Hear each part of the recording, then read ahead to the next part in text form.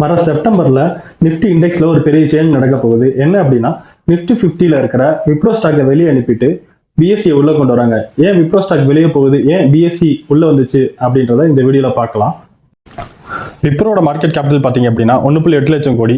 அதே பிஎஸ்சியோட market capital பார்த்தீங்க அப்படின்னா 1.45 கோடி தான். நிஃப்டி 50 இண்டெக்ஸ்ல ஒரு ஸ்டாக் ஆட் பண்றதுக்கு அதோட மார்க்கெட் கேபிட்டலை வச்சு டிசைட் பண்ண மாட்டாங்க. அதோட ஃப்ரீ ஃப்ளோட் மார்க்கெட் கேபிட்டலை வச்சு தான் டிசைட் பண்ணுவாங்க.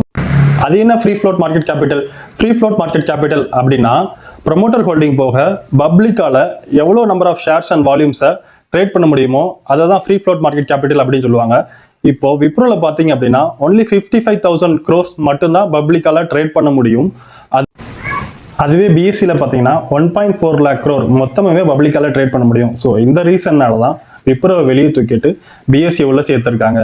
ஸோ இதனால என்ன நடக்க போகும் அப்படின்னா, மேபி பிஎஸ்சிக்கு அதிகப்படியான இன்வெஸ்டர்ஸ் வர்றதுக்கான வாய்ப்புகள் இருக்கு.